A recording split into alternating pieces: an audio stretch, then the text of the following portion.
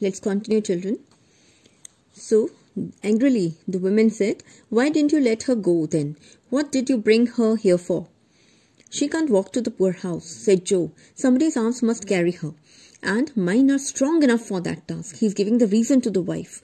"Then why didn't you keep on? Why did you stop here?" So she demanded, angrily she demanding that why has he brought her to the house?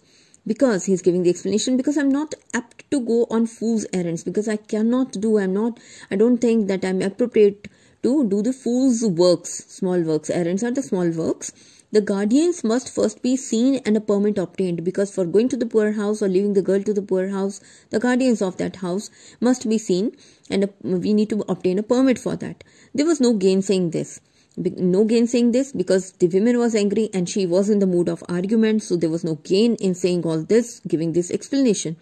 "When will you see the guardian?" was asked, with irrepressible impatience which is shown clear in the tone and which could not be suppressed. "Tomorrow." So questioning, answering, this argument goes on. Why put it off till tomorrow? Go at once for the permit and get the whole thing off your hands tonight. So reply of the wife. "Jane," said the wheelwright, with an unimpressiveness of tone that greatly subdued his wife. "I read in the Bible." See, he is also a clever husband, and he knows maybe that how to change the opinion of his wife. As carrying the girl in his arms, his own opinion has changed. He has that arousal of fatherly feeling. Probably that is the reason he is trying to impress upon the wife also. So he says, I read in the Bible sometimes and find much said about little children, how the Savior rebuked the disciples who would not receive them. So he's quoting from the Bible, and he says that every day he reads Bible, and he has read in the Bible that and find much said about little children, and how the Savior, good Lord Jesus, he would rebuke, he would be angry with the disciples who would not receive the children, who would not help the poor children. So he quotes from the Bible. He says how he took them up in his arms and blessed them, and how he said that whosoever gave them even a cup of cold water should not go unrewarded. So even a cup of water can be given to a child to help the child, and the person who is giving this would not go or should not go unrewarded. Now it is a small thing for us to keep this poor motherless little one for a single night. He is trying to convince the wife to do this, to be kind to her for a single night, to make her life comfortable for a single night. Children, see the repetition of the phrase a single night, and a single night, emphasizing upon the fact that it is a matter of one single night only. The voice of the strong, rough man shook, and he turned his head away so that the moisture in his eyes might not be seen. He is so much probably in the love of this child that he does not want to let her go from his life. Mrs. Thompson did not answer, but a soft feeling crept into her heart. So very beautiful lines over here. "Look at her kindly, Jane. Speak to her kindly," said Joe. "Think of her dead mother and the loneliness, the pain, the sorrow that must be on all her coming life." So the softness of his heart, his convincing, he is trying to come out with all the emotions he has. And he says the softness of his heart gave unwanted eloquence to his lips. Okay, so on his lips, this softness has given all these words which he is trying to convince, with which he is trying to convince his wife. Mrs. Thompson did not reply. Probably she is also moved. She is also touched somewhere. But presently turned towards the little chamber where her husband had deposited Maggie. She went over there and, pushing open the door, went quietly inside. So Joe, he did not interfere. He did not follow. He saw her state that changed. It had changed a bit. And he felt that it would be best to leave her alone with the child. So probably this coming of the child is really a blessing for them. This has changed Joe's heart and also of the wife. So he went to his shop, which stood near the house, and worked until dusky evening. So till evening he was there in the shop, and when he came back in the evening, he saw A light shining through the little chamber windows was the first object that attracted his attention on turning towards the house, and he thought it was a good omen that there was a light in the house. And path led him by this windows, and when opposite, he could not help pausing to look into. Now it was dark outside, so he would not be seen inside, but he could see what was going inside. So what chamber he saw, what room he saw? Maggie's room, where Maggie was there. So Maggie lay a little raised on the pillow with the lamp shining full upon her face. Where was Mrs. Thompson?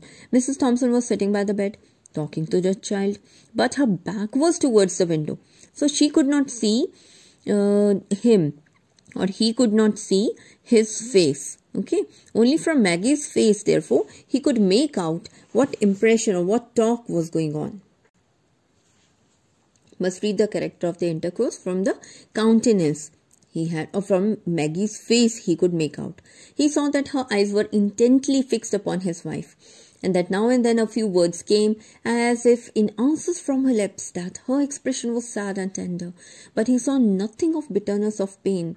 So obviously, if there was nothing bitterness of pain or of pain, he had a deep drawn breath was followed by one of relief. He was relieved that nothing is wrong and everything is all right. So as a weight lifted itself from his heart. So on entering, what he did? Where did he go? He did not go immediately to the little chamber. Where did he go? His heavy tread walking about the kitchen brought his wife somewhat hurriedly from the room. So wife came to know that he is there, and therefore she came out. Where she had been with Maggie, from there she came out. And Joe thought it was not best. So very probably again a clever husband. No, he thought that it is not best to refer about the child, not to manifest any concern in regard to her, not to talk, not to mention any concern with regard to the girl. And he simply said, how soon will supper be ready? And what was the answer? Right soon.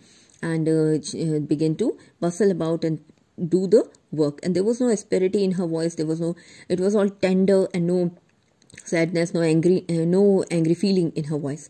After washing from his hands and face the dust. So washing from his hands, what was he washing? The dust and soil of work. He left the kitchen, Joe left the kitchen, and now he went to the little bedroom. Now what did he counter there? Now very beautifully this girl is mentioned over here, and a pair of large bright eyes looked up at him from the snowy bed.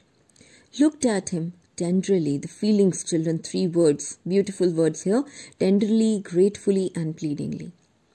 Softly, thankfully, but also pleadingly. How his heart swelled in his bosom. So the feeling in his heart, with what a quicker motion came the heartbeats. So that feeling is aroused again in his heart. Joe sat down, and now for the first time examining the thin frame carefully under the lamp light, he could examine the face, thin frame, the thin body that she had. He saw that it was an attractive face and full of childish sweetness, because she was obviously she was younger to Kate, and Kate was mentioned as between 10 and 11, so she was probably 9 years old or something. So sweetness which suffering had not been able to obliterate, not been able to take away from her face. She had that childish sweetness in her face. Your name is Maggie. Now we have a beautiful conversation between the two people. Your name is Maggie, he said as he sat down and took her soft little hand in his. Yes, sir.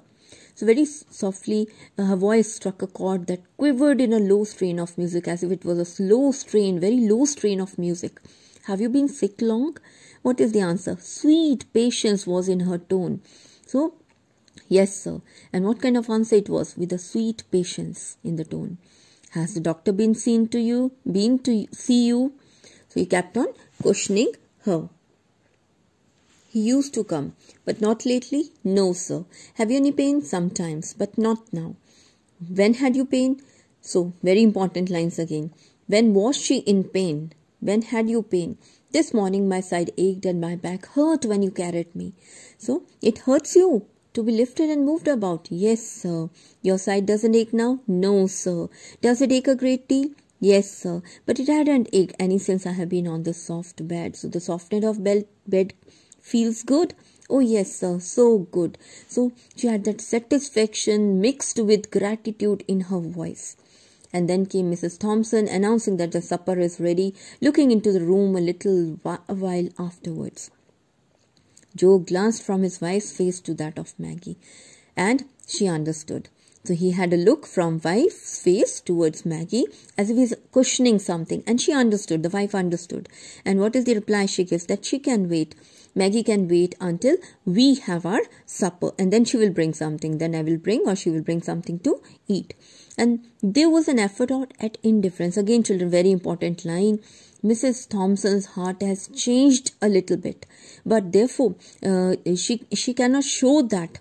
And therefore, she is making effort of indifference. Okay.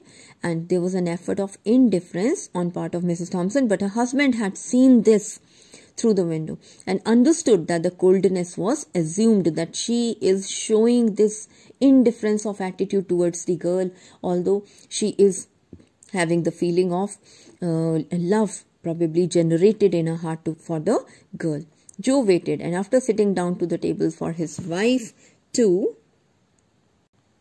introduce the subject uppermost in both of their thoughts.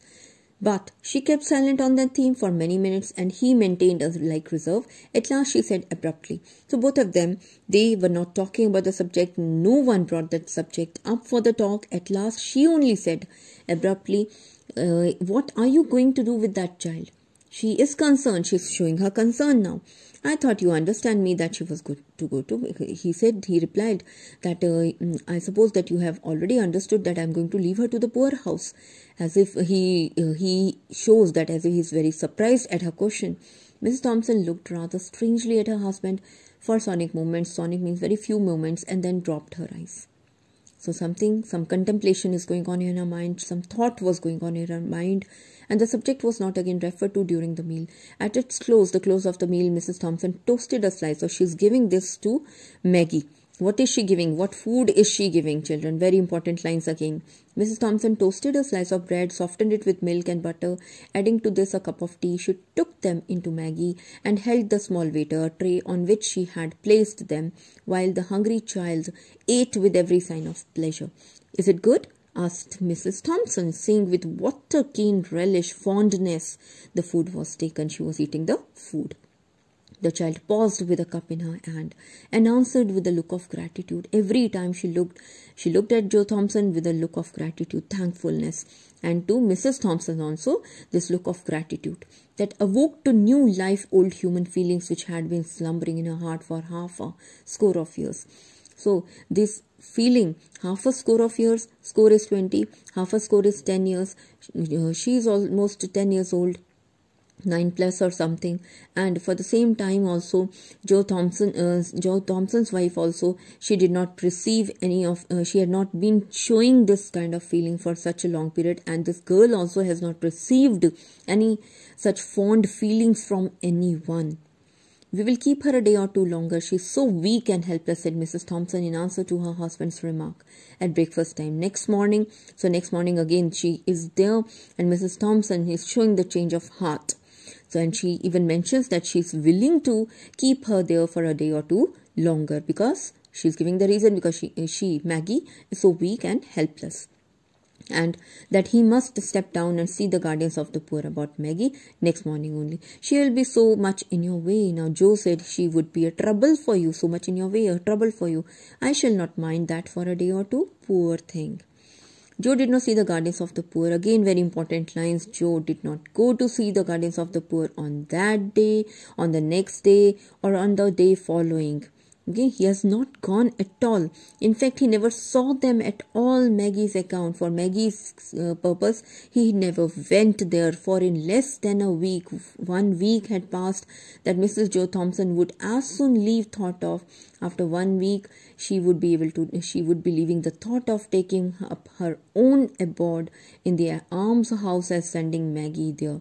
So she would leave the thought of sending Maggie to the almshouse or to poor house, or sending the Maggie over there. She would, in 1 week's time, is going to leave the thought of that. Children, towards the end of the story, therefore, we see that Mrs. Thompson is completely transformed, and therefore the last of the lines are from the author's point of view. We can say that what light and blessing did that sick and helpless child bring to the home of Joe Thompson. So sick and helpless child, what has he brought? Light and blessing for Joe Thompson, the poor wheelwright. It had been, the house had been dark and cold and miserable. 3 words, children, important words. It was dark, it was cold and miserable. No emotions were there, no child was there, and therefore it was in a miserable condition for a long time, just because his wife had nothing to, no one to love and care for out of herself. And she was, therefore, she had become sore, irritable, ill-tempered, and self-afflicting in the dissolution of her woman's nature. She had no one to show her womanly nature. But now, the sweetness of that sick child looking ever to her, every time she would have that look of gratitude, and therefore, and she ever to her in love, patience, and gratitude. Whenever Maggie used to look at her, it was like a honey to her soul, and she carried her in her heart as well as in her arms a precious burden. So Maggie was like a precious burden for both of them now. As for Joe Thompson, there was not a man in all the neighborhood who drank daily of a more precious wine of life than he. So he started enjoying his life more than anybody else around. An angel had come into his house, disguised as a sick, helpless, and miserable child, and this Maggie has come into the house, therefore proving herself to be an angel in disguise. Although she was sick and helpless when she came and miserable, but she had filled all the house dreary chambers with the sunshine of love, and Maggie therefore proves to be an angel in disguise to Mrs. Thompson, and therefore this displays that humans are interdependent, okay, and they cannot live in isolation. So the author proves that love is essential for human survival.